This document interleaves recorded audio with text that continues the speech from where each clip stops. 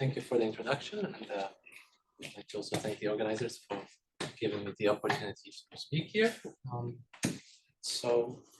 Yes, I should mention that this is based on a paper from last year, which is a very similar title, and this is joint work with Tony Zollman, who's also based in Hamburg. So let me start by recalling a definition that was also the starting point of Robert's talk today.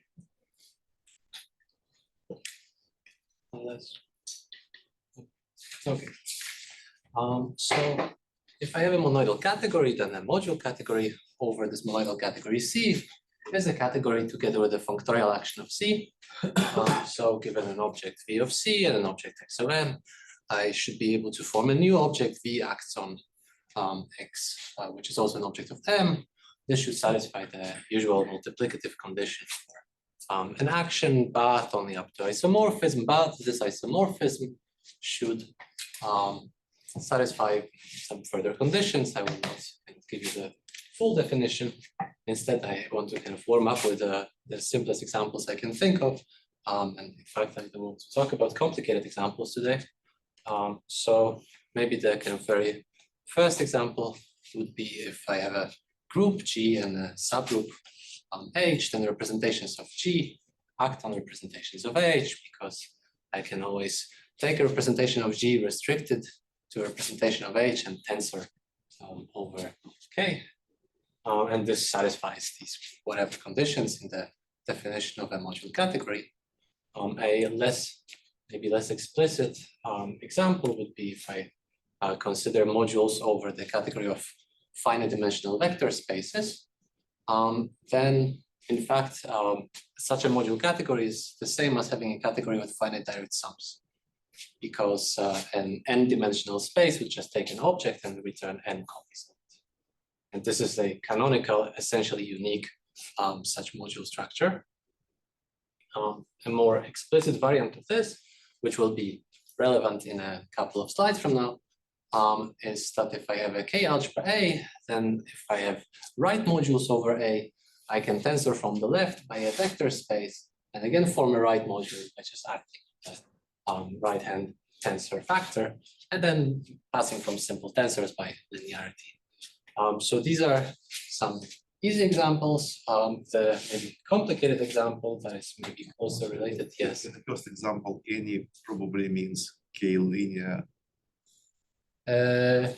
Here? Yes, K linear category, and this should also have a K somewhere. Yes, I'm fixing a field. Yeah, yes. Otherwise, it's gonna get complicated via field extensions, sure. But if I fix a field, then I'm fine.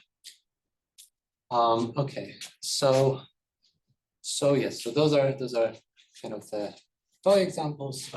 An example that maybe is closer connected to the topics of interest for this workshop, and one that we've seen kind of repeatedly last week, is the one coming from the FRS construction, where we have our tensor category C associated to the TFT in the construction, and then the boundary conditions live in a C module category, and I can equivalently think of this module category as the category of modules for a Frobenius algebra object. So this is the Frobenius algebra object that in Ingo's lectures last week was kind of repeatedly denoted by F. And the point of the kind of result that I want to talk about today is a generalization of the result that allows us to transition between thinking about module categories, so a place where the boundary conditions live, and Morita classes of algebra objects. Right, so this identification is kind of done in this FRS construction essentially all the time.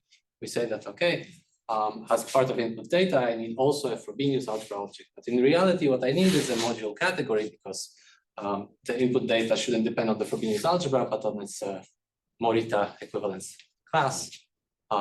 So this connection between module categories and algebra objects on a very kind of easy level, or like kind of maybe like, you know, rudimentary level, is what I want to talk about today.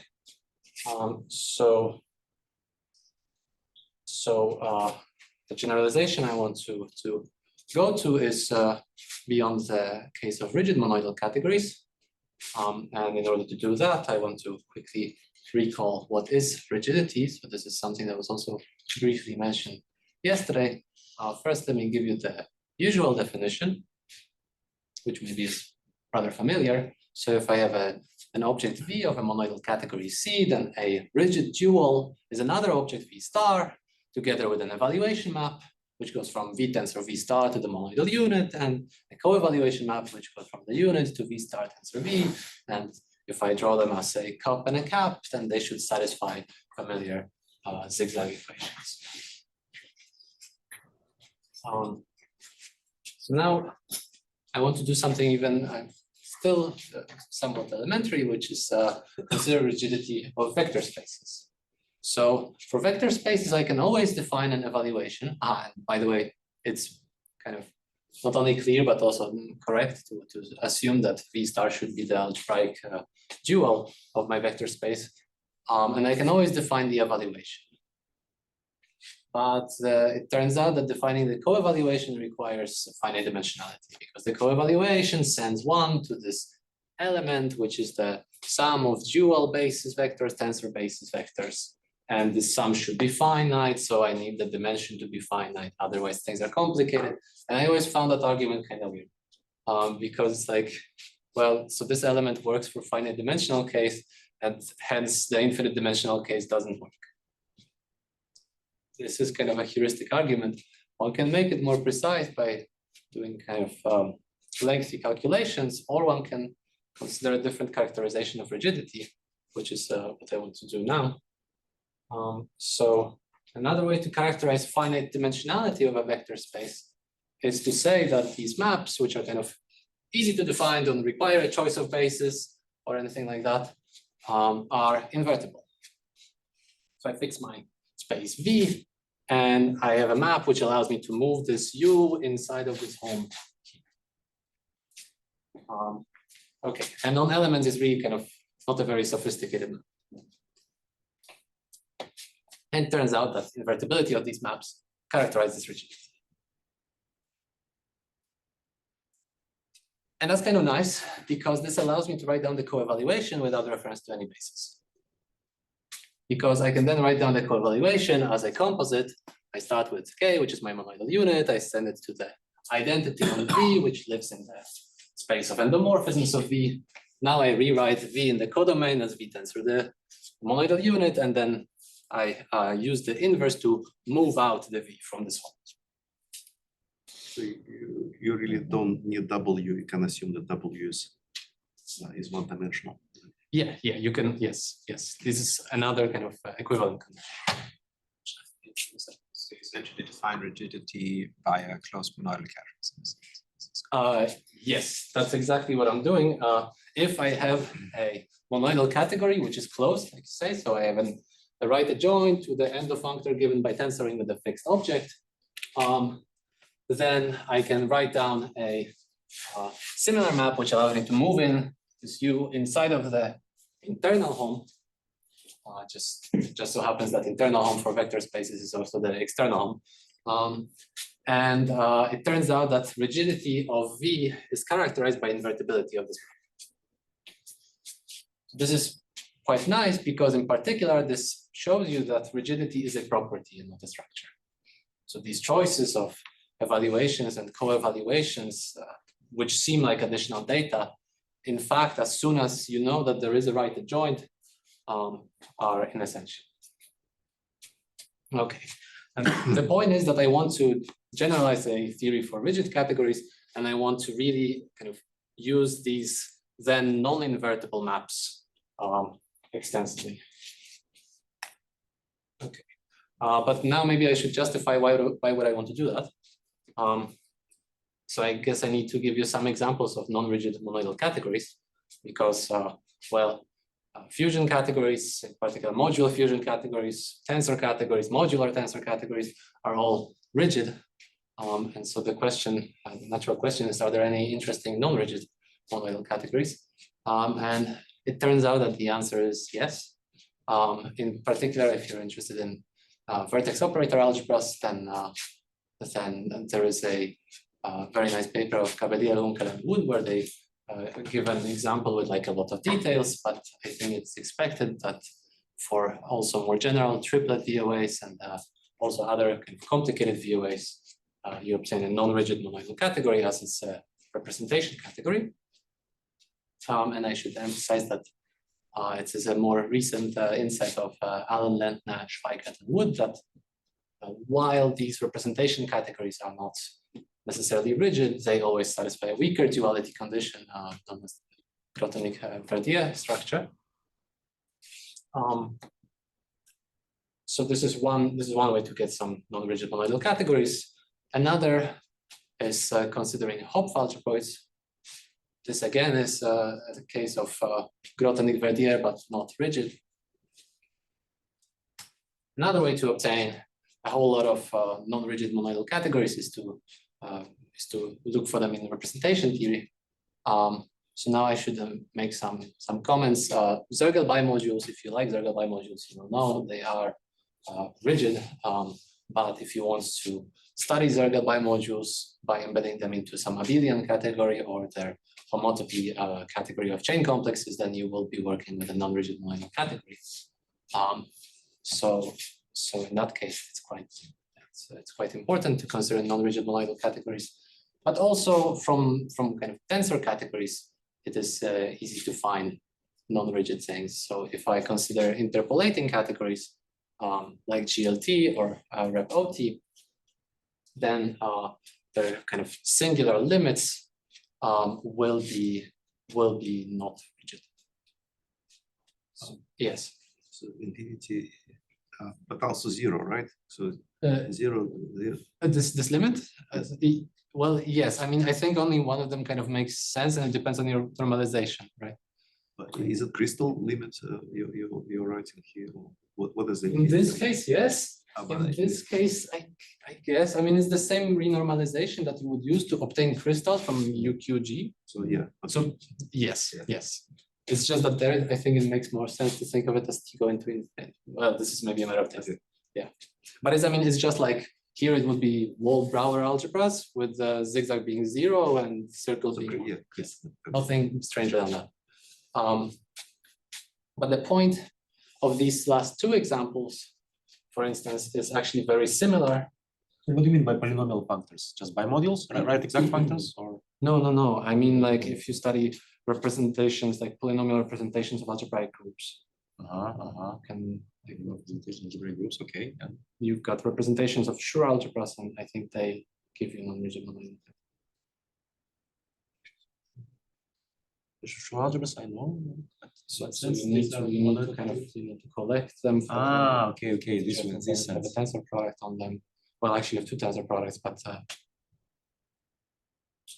yeah, both not rigid. Maybe we can discuss. Okay. And this is polynomial functors right here? Yes, this is okay. This is polynomial. Okay, I don't know. So okay, but the last two examples have a fun feature, which actually connects to the example with the infinite dimensional vector spaces, which is that they are generated by big objects. So, right, for vector spaces, rigidity doesn't work as soon as they leave the finite dimensional world. And for these interpolation categories, I also have an object there that is, well, yes, I also have objects there that are kind of too big to be rigid. It's just that they are too big in a more kind of refined sense, maybe, because instead of having non-compact objects, I have objects of non-moderate growth.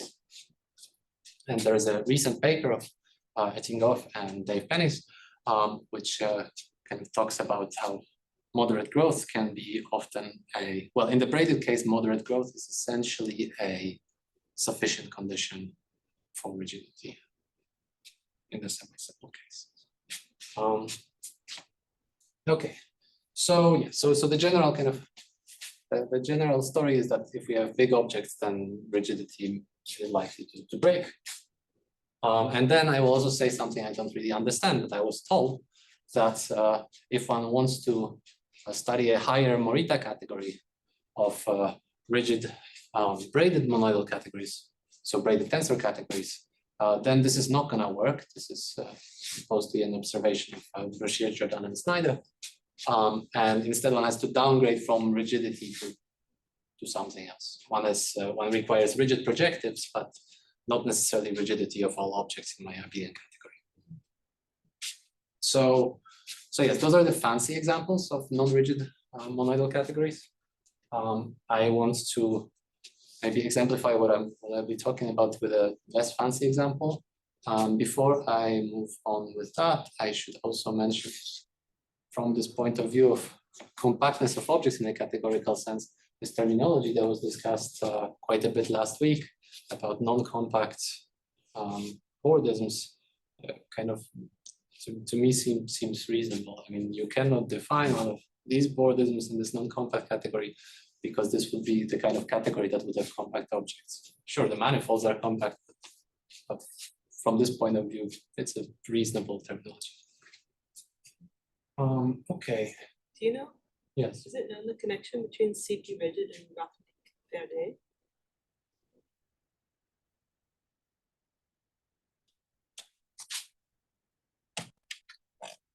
I don't know. In CP rigids, they tells you that the monoidal product is exact.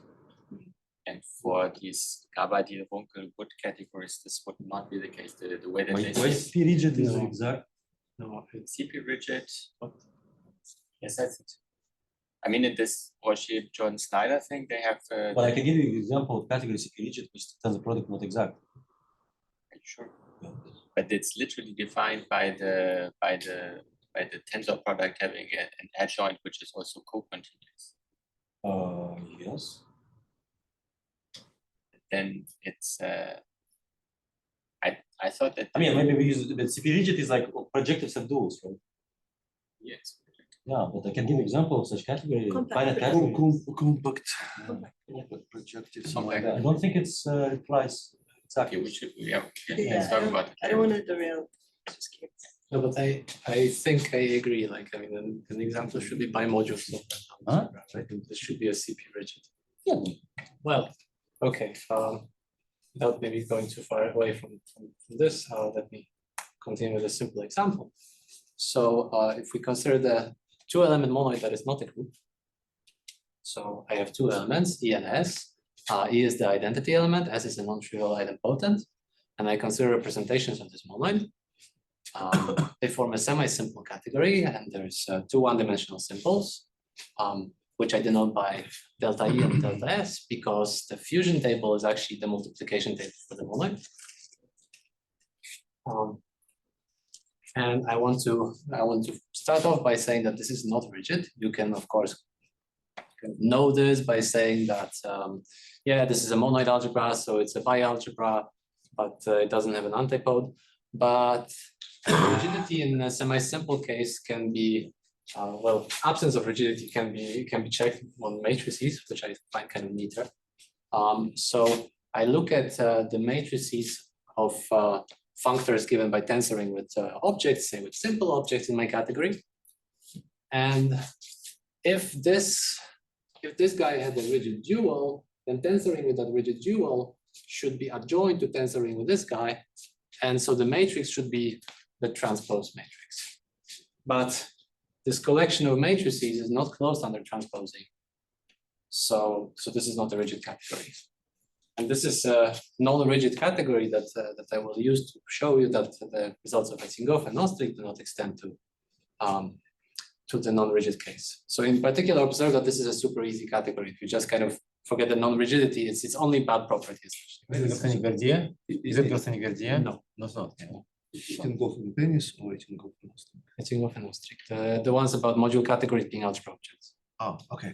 This is not going to work here. Okay.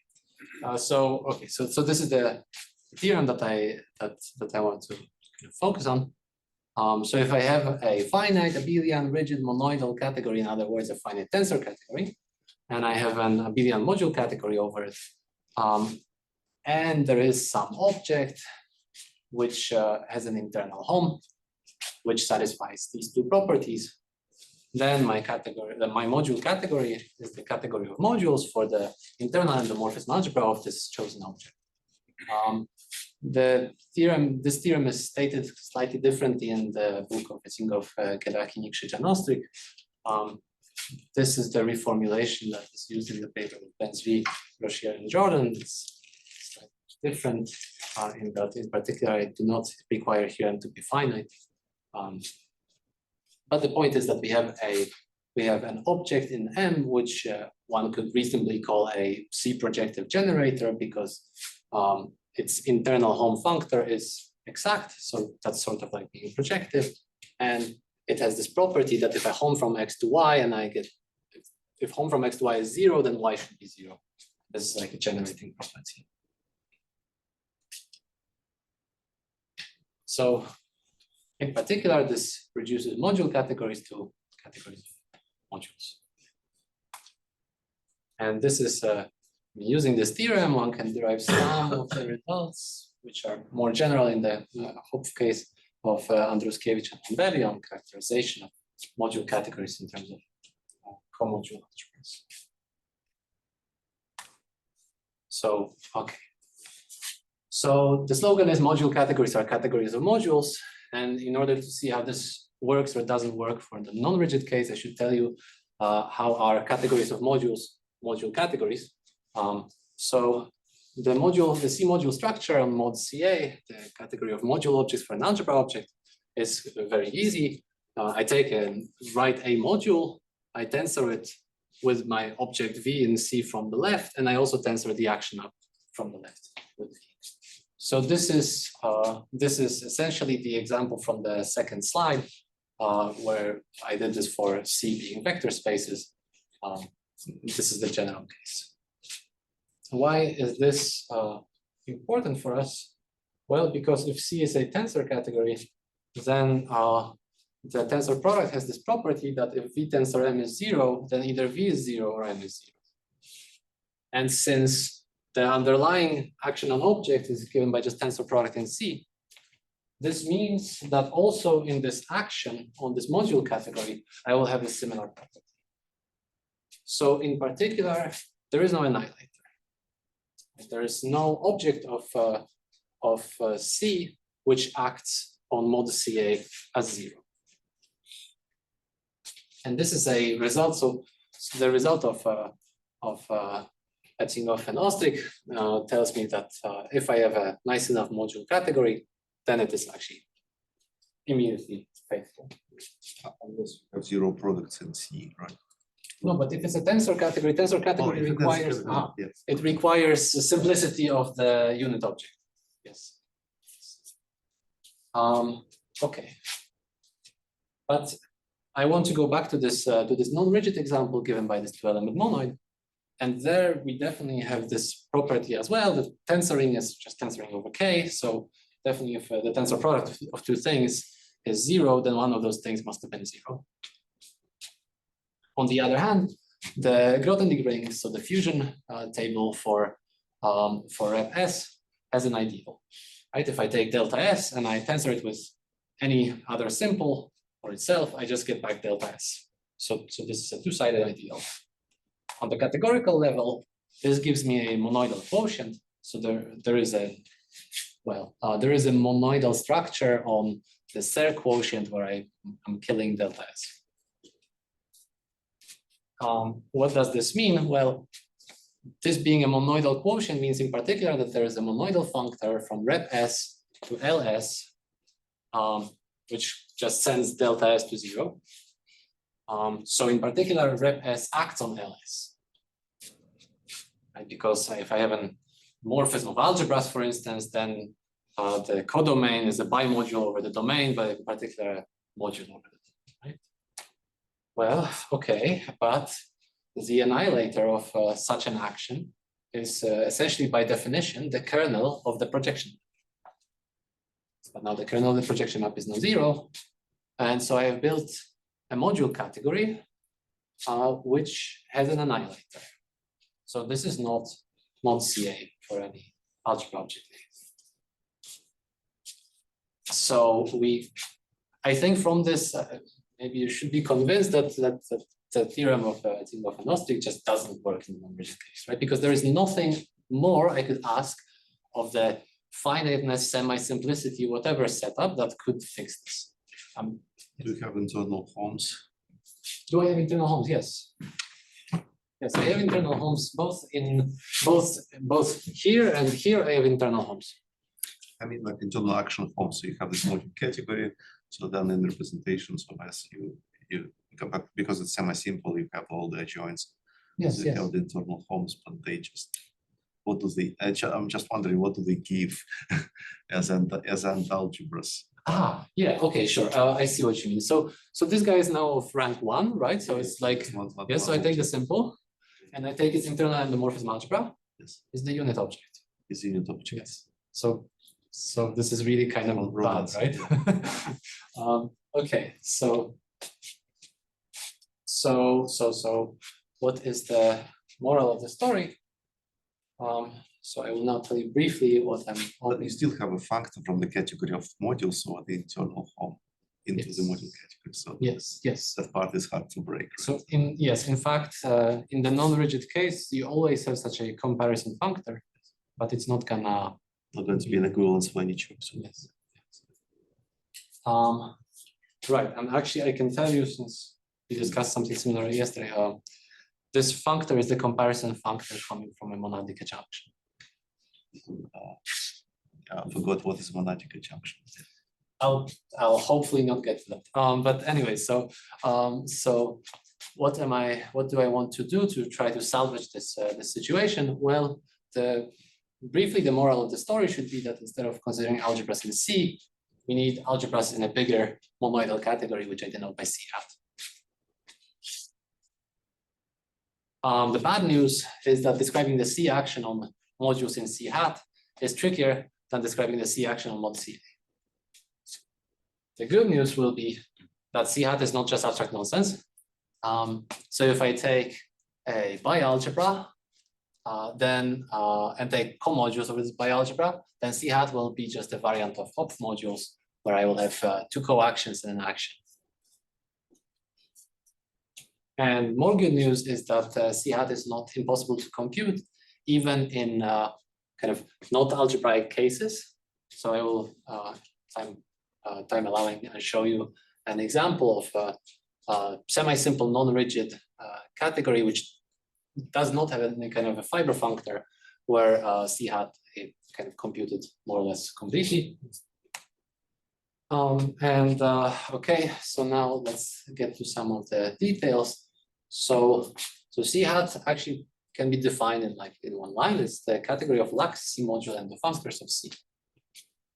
So normally I consider algebras in C, and C just so happens to be the category of C module and the functors of C, right? I mean, this is a statement coming from representation theory. The endomorphisms of the regular module is just the algebra. But it turns out that the lax endomorphisms are not. So it's a bigger monoidal category, and that's the monoidal category that I want to look at. And now comes the monadic part. So because I'm looking at a category of endofunctors, algebras in it by definition will be certain monads on C. And the characterization of module categories will be in terms of the Eilenberg-Moore categories for such monads. Okay, so now I will again start with the, yes. Like that you're looking at lax C module endofunctors. Is this related to the fact that the internal hom is only a lax C module? Yes, it is. Yes, absolutely. So okay, I again want to start with right. But if C is rigid, C hat is still bigger than C. No, C is rigid. No. This is the next one. Okay. Yeah. In the rigid case, the whole thing trivializes. Yes, the whole thing just trivializes to the results of Etingof and Ostrik. Okay, so now let me start with some maybe bad news. Bad news is I have to talk about monads, and this is going to be a bit abstract. But okay, so what's a monad? Monad is a functor on a category together with a multiplication and a unit. And the multiplication and the unit are now natural transformations. The multiplication goes from applying T twice to applying T once. and the unit goes from the identity functor to T. And this should satisfy associativity and unitality, making this into an algebra object. The most reasonable and generic example that is unfortunately the exact kind of example that we don't want to look at. Let me see how I can.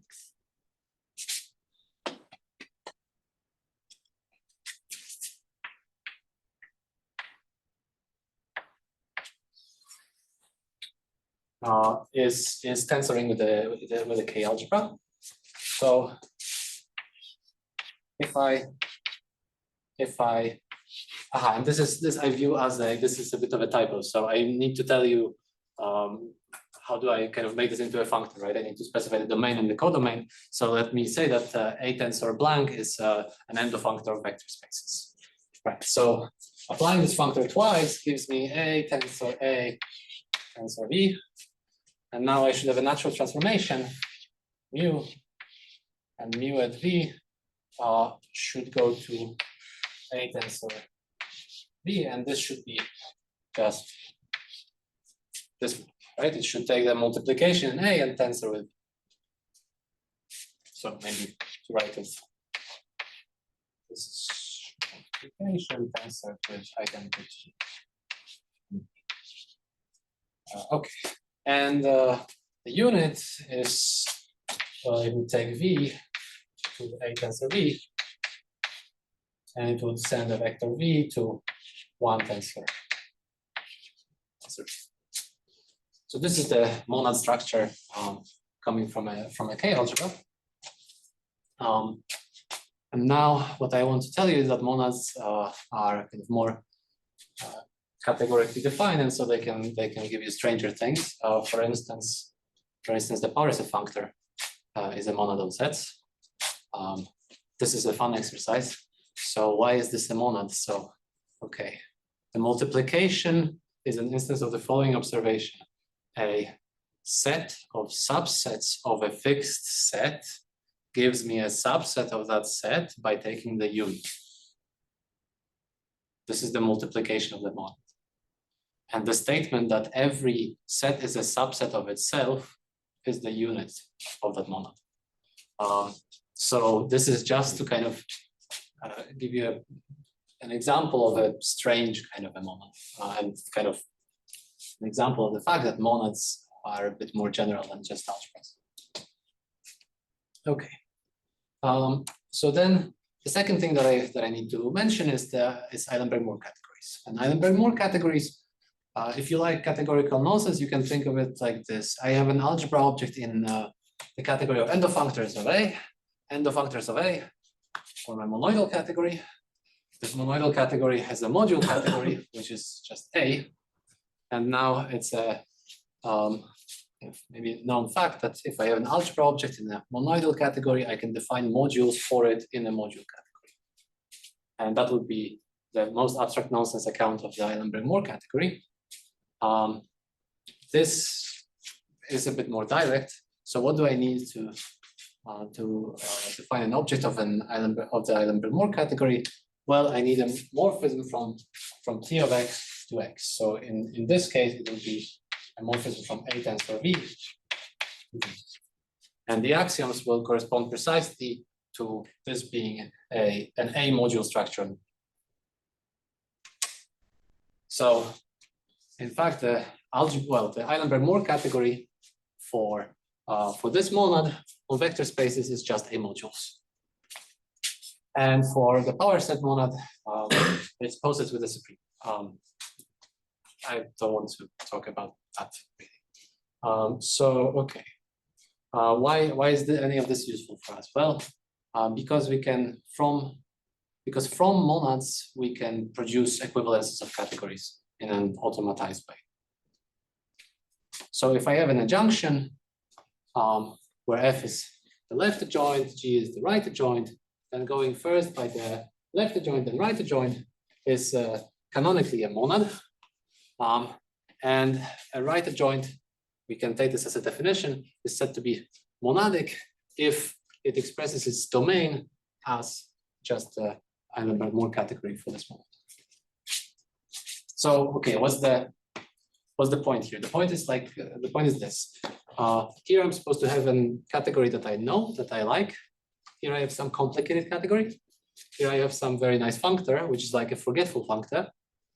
And from it, I'm supposed to be able to write down B as a category of some extra structures on objects of A.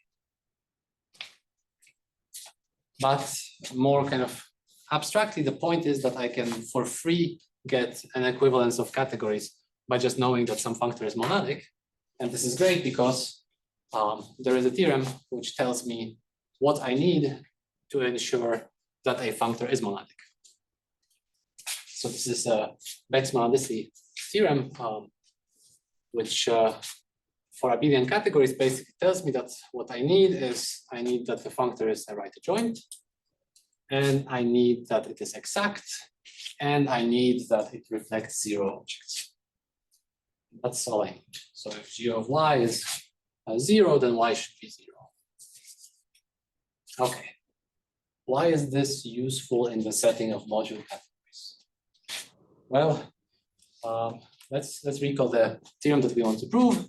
Essentially, what we want to prove is that I have a module category M and some object in it, X, such that the internal home from X is exact and reflects the zero objects. But this is precisely the assumptions for Beck's monadicity theorem. So in fact, as is remarked in the paper of Etingof and Ostrik, their theorem is using Beck's monadicity. So okay, so maybe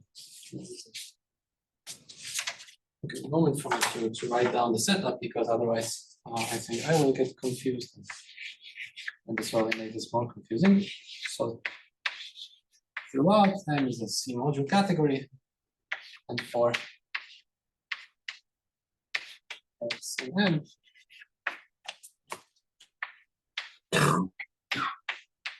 I am looking at, I will now be looking at this functor, so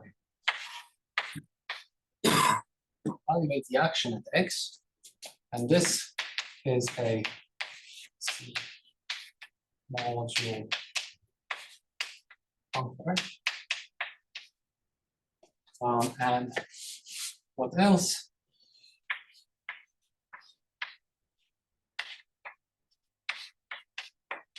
This is right adjoint.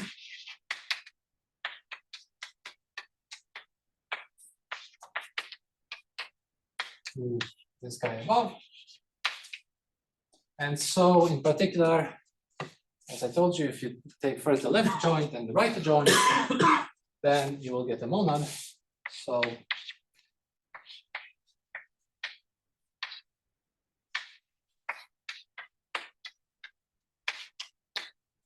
this is a monad. Okay, so this is the stuff that we need to keep track of. So, okay, as said, using Beck's monadicity, we can actually write down the module category as an Eilenberg-Moore category on C. And this is, well, now it would seem that we're very close to being done, because there's a trick.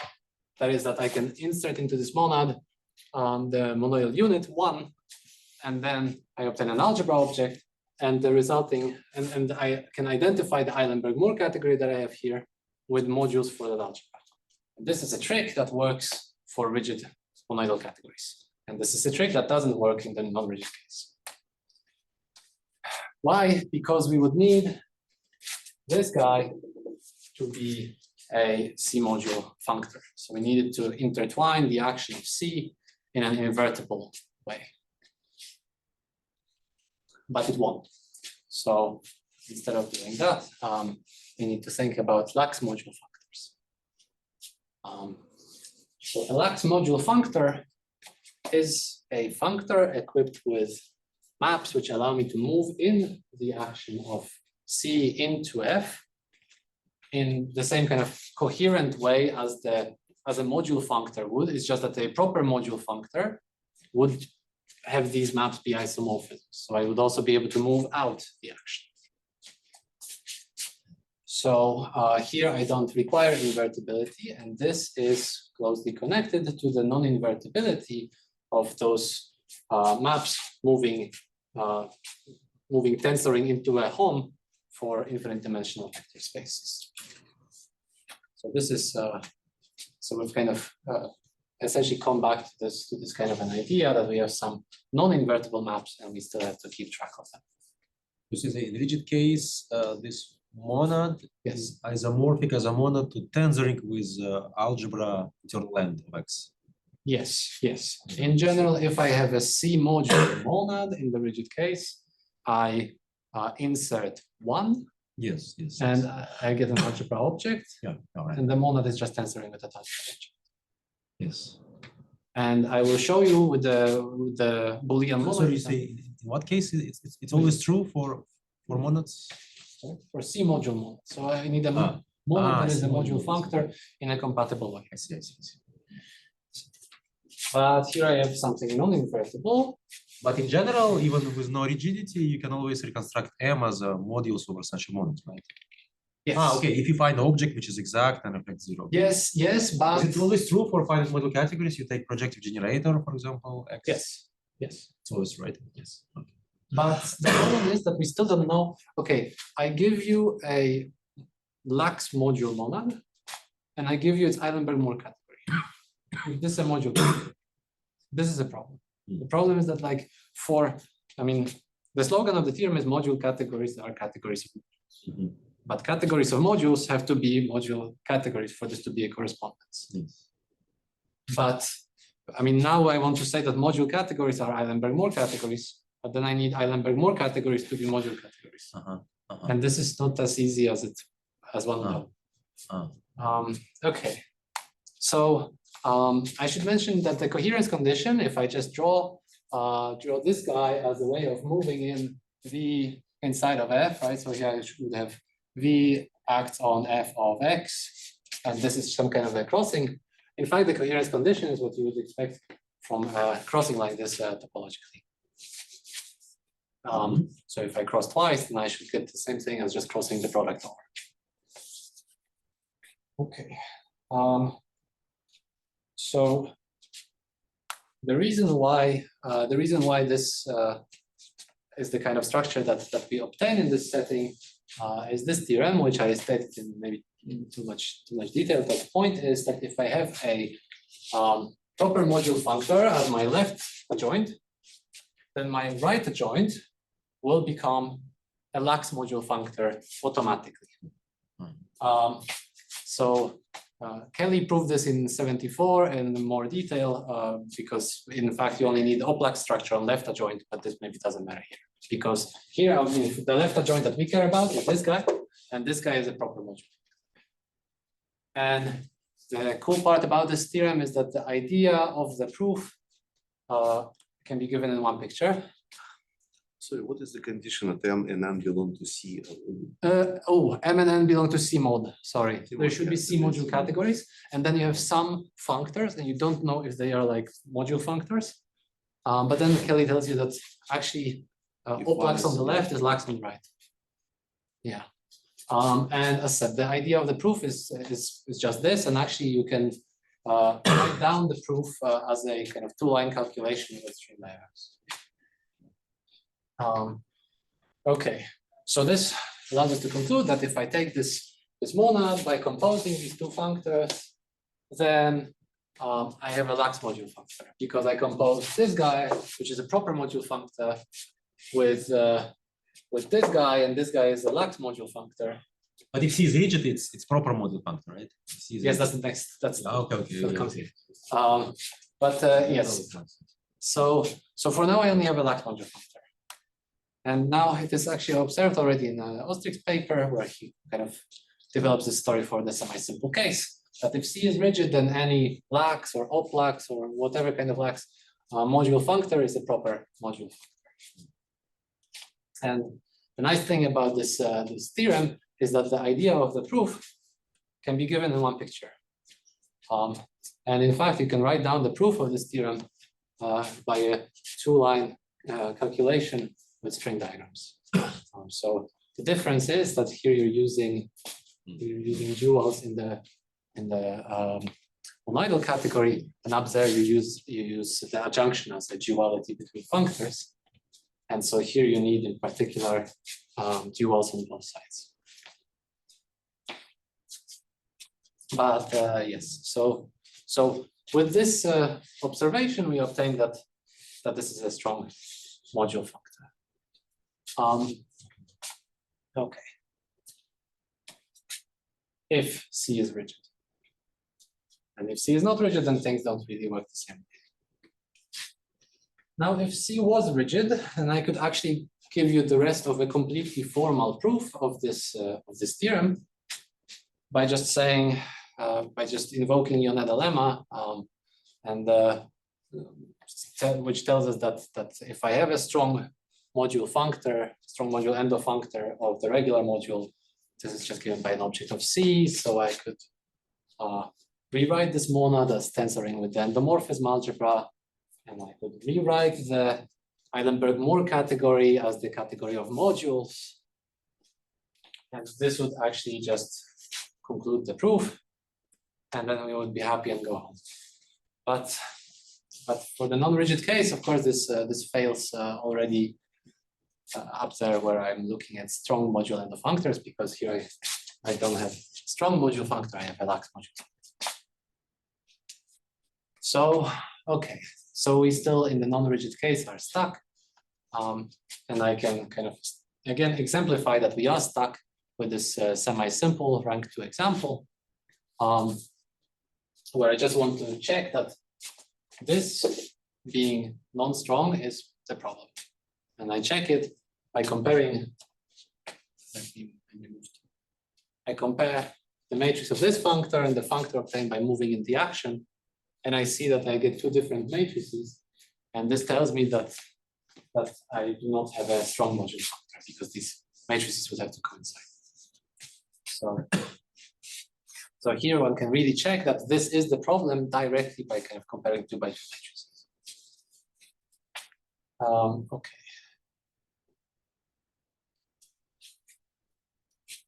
So what does one do in this non-rigid case? Well, we have to make some observations. So the first observation is that okay, I have a nice functor which I assume to be monadic, so I can use Beck's monadicity. But this functor is the bad functor. This functor is the functor that is lax. Now another setting where monads are kind of prominently used and where one plays this game with lax and strong things is Hopf monads. But Hopf monads are easier because Hopf monads, in an adjunction associated to a Hopf monad, the monadic functor and the strong functor coincide. It's the fiber functor. Here we are in the other case where I have an adjunction, I have a monadic adjunction, but the monadic functor and the strong functor are two different functors. So this is not just doing Hopf monads for module category.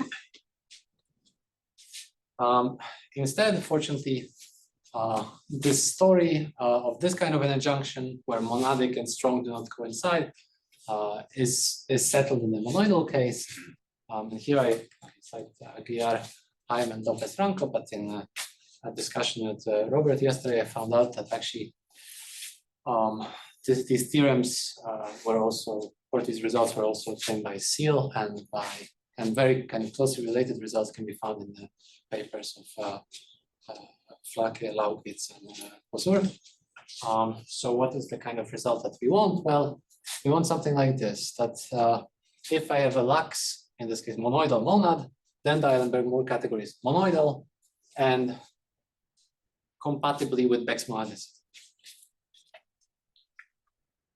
In our case, what we want is that if I have a lax module monad, then the Eilenberg-Moore category is a module category and compatibly with Beck's monadicity.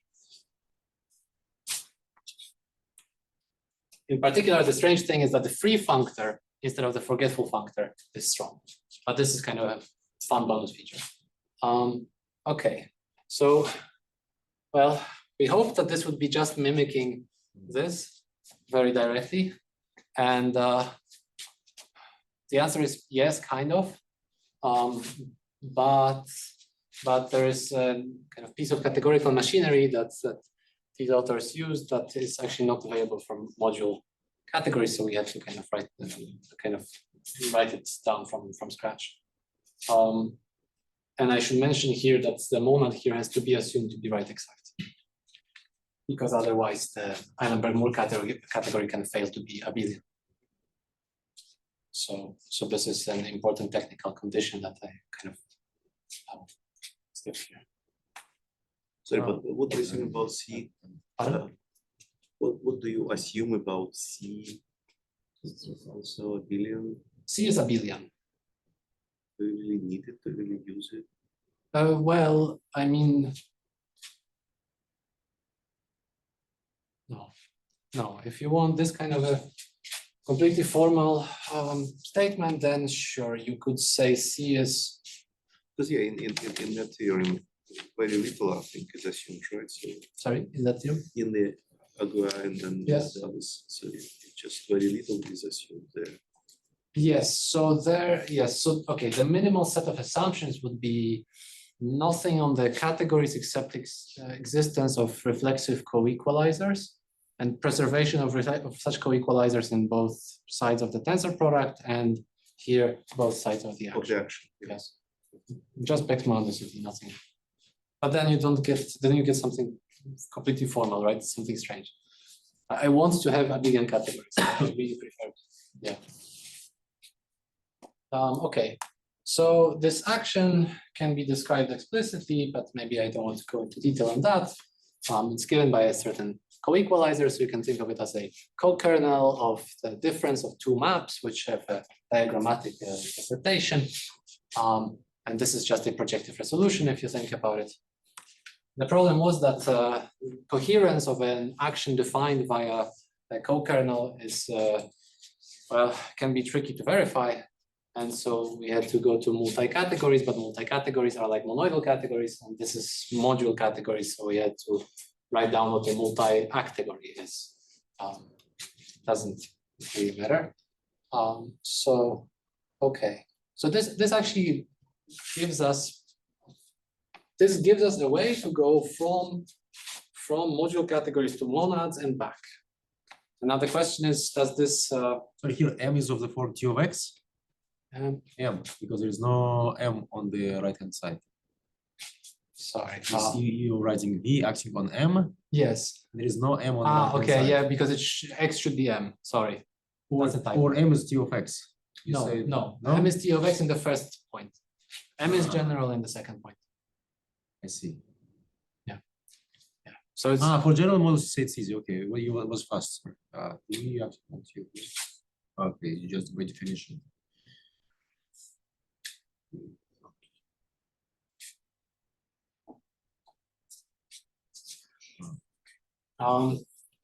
T is a monad on M, or T is a monad on M. Yes, monad on because M. we Okay. generalize Okay. because we have some applications in mind where we need to generalize it. Okay, so now what I want to kind of conclude next is that not only is there a way to go from monads and back, but also this should give me a bijection between module categories up to equivalence and monads up to Morita equivalence. And towards that, we developed like an Eilenberg-Watts theorem for monads. I think I'm already over time, so I will start kind of going through slides a little fast. Yes, the point is simply that we can write exact lax module functors as bimodules in these categories with hats. So that's all there is to that. It's really not very different from the Eilenberg-Watts theorem. But using such a theorem, we can write down a biequivalence between module categories with right exact lax module functors on one side and bimodules, I mean algebras and bimodules and C hat on the other side, which is a generalization of the rigid case where the algebras and bimodules would live in C itself. So the one morphisms in this two category being lax module functors is maybe a bit concerning, but it turns out that if you study module categories up to equivalence, this is not a problem, because an equivalence in this two category on the left hand side here is just an equivalence of module categories. So the point is that there is a bijection really of module categories with a generator up to equivalence of module categories on one side and monads up to Morita on the other. Or if you don't like thinking about monads, just algebras in a bigger category C hat. Okay. Sorry, it was a monad, it was a C module monads. What was statement in terms of C, not C hat? So, I mean, you monads could on C. Yes, you could say that that you're on the right hand side studying monads on C up to Morita equivalence. But like this property, right? C module monads. C module, lax C module. Like C module monads on C. Yes, yes. On C. But you could also kind of ignore the whole monadic business and just say Morita equivalence means like category of Eilenberg, more categories are equivalent, right? yes, but you can, because of the Eilenberg-Watts theorem that we developed, it also means existence of invertible dimensions. So, I mean, any definition of Morita equivalence one can think of is the same also here. Okay, so this is the full kind of abstract statement, and then what we did is we computed such lax, or in fact oplax, module functors for bialgebras. And as I told you before, well, before I was working with the infinite dimensional setup where I needed two coactions and an action. If I focus on the finite dimensional bialgebra and want to study the module categories of a B mod, then they are given, well, then C hat is given by Hopf modules where I have two actions and a coaction and a Hopf module compatibility between the actions and coactions. And I can even tell you the correspondence. It's an extension of the Morita theorem. So if I have a right exact functor between categories of modules, it's given by tensoring with the bimodule. And the bimodule is obtained by evaluating a projective generator, it's just B itself. But one can write down a coaction map by using the Ostrik structure. That's on one side of the story. And on the other side of the story, we would have to start with an object like this. So it's some space that has two B actions that commute and a coaction that is compatible with the actions in the Hopf module sense. And I have to, from it, obtain some additional structure on the functor of balanced tensor product with this guy. And the way I do this is actually a very familiar diagram. So this is the, I think, so-called Dieter-Dienfeld writing. Okay, and because of only being able to describe oplax things rather than lax things, this is a technical detail, but it means that instead of algebras in that guy on the right, we need co-algebras, and the Morita relation has to be modified following some works of Posicielski. Sorry.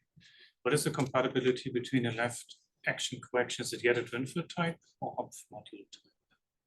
Here it's Hopf module type.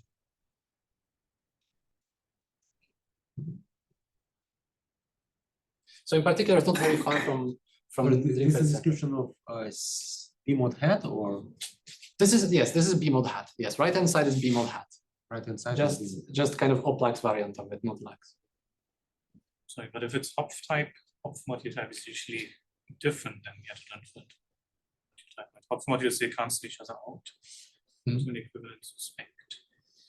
Sure, and if I have an untype of it. Only if you have an anti. Only if I have an untype. So if I had an antipode, I would be able to cross out the upper B and the lower B, and I would get one lower B, and this would be perfectly aligned with the Etingof and Ostrik theorem. Okay, that makes sense. Okay, so maybe I will skip over this slide. Here I just kind of tell For you your that- example, C hat is what?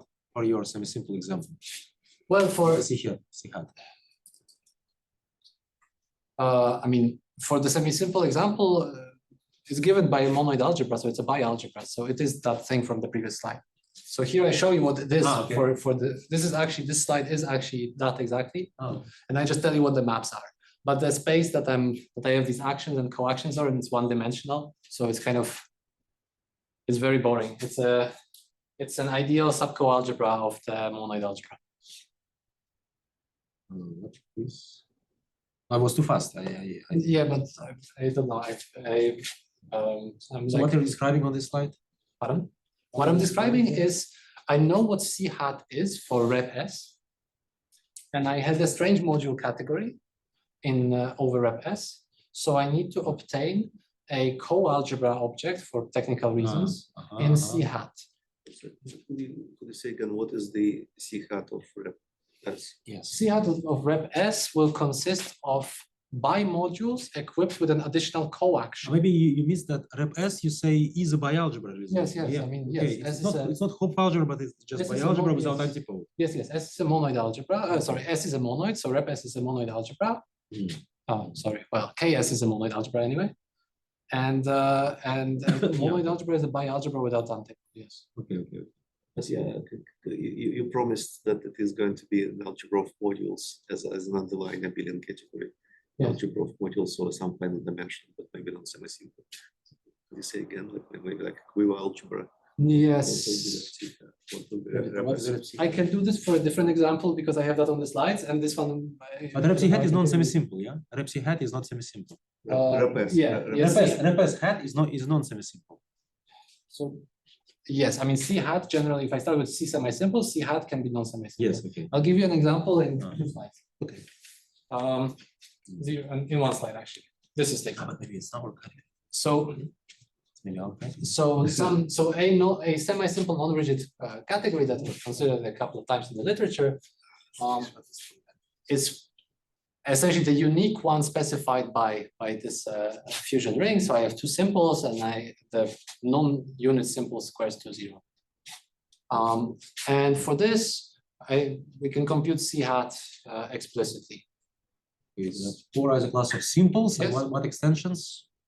Extension, I mean, this is a quiver. So this Ah. is x1 between This is the the simples. where- There is only one Just extension. Yes. Just one quiver. Just one One arrow. quiver, but you have 4 objects, so you have 3 components. The monoidal structure is multiplication of matrices, Yeah. Right.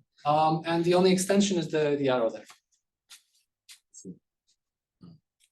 And also you have you have duality. F is left dual to E, but not vice versa. Or like it's not right dual to E. Okay. We also talked about, or we also thought about infinite things, but I said I am kind of extremely over time, so let me skip this and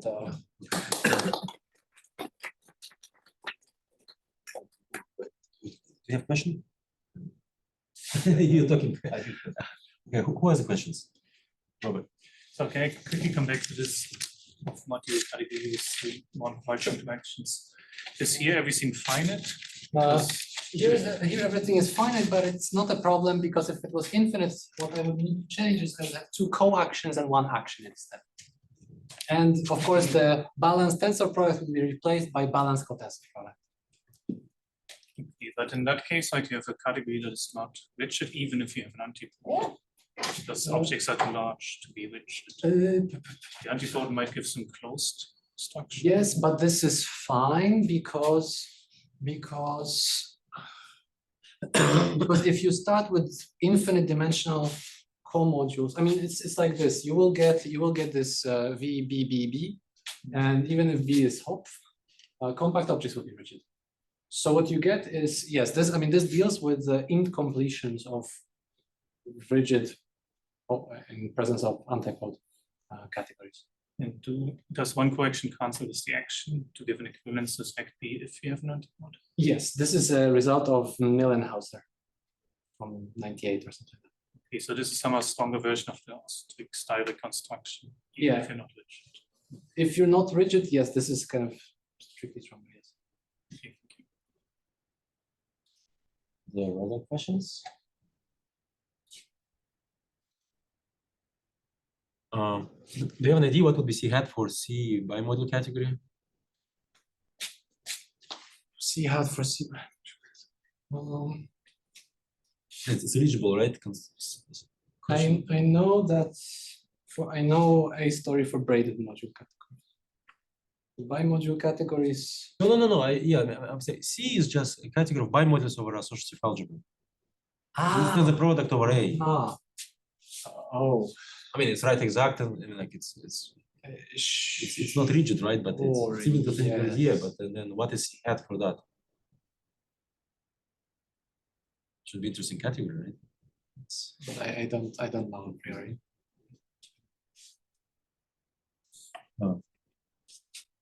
Okay, if no more questions, let's thank Matti again.